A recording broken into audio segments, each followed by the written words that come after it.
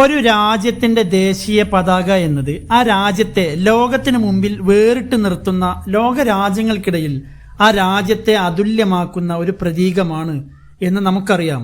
എന്നാൽ ലോകത്ത് രണ്ട് രാജ്യങ്ങളുടെ ദേശീയ പതാകകൾ ഒരുപോലെ ഇരിക്കുന്നു. ഒരുപോലെ എന്ന് വെച്ചാൽ ഒറ്റ നോട്ടത്തിൽ നമുക്കത് ഈ രണ്ട് രാജ്യങ്ങളിൽ ഏതിന്റെ ദേശീയ പതാകയാണെന്ന് തിരിച്ചറിയാൻ പറ്റില്ല. അത്രക്കും സാമ്യതയുണ്ട്. ഏഷ്യൻ രാജ്യമായ ഇന്തോനേഷ്യയുടെയും യൂറോപ്യൻ രാജ്യമായ മോണക്കോയുടെയും ദേശീയ പതാകകളാണ് ഒരുപോലെ ഇരിക്കുന്നത്. ചുവപ്പും വെള്ളയും നിറങ്ങളാണ് രണ്ടു പതാകകളിലുമുള്ളത്. മുകളിൽ ചുവന്ന ദീർഘചതുരവും അടിയിൽ വെള്ള ദീർഘചതുരവുമാണ് രണ്ടിന്റെയും ഡിസൈൻ. ഔട്ട്ലുക്ക് ഒരുപോലെയാണെങ്കിലും ചെറിയ രണ്ട് വ്യത്യാസങ്ങളുണ്ട്. വളരെ ചെറിയ വ്യത്യാസങ്ങളായതുകൊണ്ട് തന്നെ ഒറ്റ നോട്ടത്തിൽ നമുക്ക് ഈ പതാകയെ ഐഡന്റിഫൈ ചെയ്യാൻ സാധിക്കില്ല. ഇനി ഈ രണ്ട് വ്യത്യാസങ്ങൾ എന്തൊക്കെയാണെന്ന് പറയാം. ഒന്നാമത്തെ വ്യത്യാസം നീളവും വീതിയും തമ്മിലുള്ള അനുപാതമാണ്. മോണക്കയുടെ പതാകയുടെ നീളവും വീതിയും തമ്മിലുള്ള അനുപാതം 5:4 എന്നതാണ്.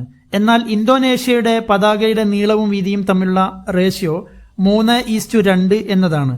അതായത് മോണക്കയുടെ ദേശീയ പതാക ഒരു സ്ക്വയറിനോട് ഒന്നുകൂടി അടുത്ത് നിൽക്കുന്നു എന്ന് പറയാം. എന്നാൽ ഇന്തോനേഷ്യയുടെ ദേശീയ പതാക ഒരു സ്ക്വയറിൽ നിന്നും കൂടുതൽ അകന്നാണ് നിൽക്കുന്നത്. ഇത് വളരെ ലളിതമായി പറഞ്ഞാൽ മോണക്കയുടെ പതാകയേക്കാൾ അല്പം നീളം കൂടുതലായിരിക്കും ഇന്തോനേഷ്യയുടെ ദേശീയ പതാകക്ക്. ഇനി രണ്ടാമത്തെ വ്യത്യാസം നോക്കാം. അത് ചുവപ്പ് നിറത്തിലെ നേരിയ വ്യത്യാസമാണ്. മോണക്കയുടെ പതാകയിലെ ചുവപ്പ് അല്പം ഡാർക്ക് റെഡ് ആയിരിക്കും.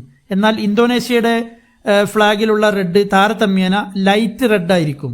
ഇനി ഈ കൂട്ടത്തിൽ മറ്റൊരു ഇൻഫർമേഷൻ കൂടി പറയാം. ഈ രണ്ട് രാജ്യങ്ങളുടെയും ദേശീയ പതാക തലകുത്തനെ വെച്ചാൽ പോളണ്ടിന്റെ പതാകയായി. മുകളിൽ വെള്ള ദീർഘചതുരവും അടിയിൽ ചുവന്ന ദീർഘചതുരവുമാണ് പോളണ്ടിന്റെ ദേശീയ പതാകയിലെ ഡിസൈൻ.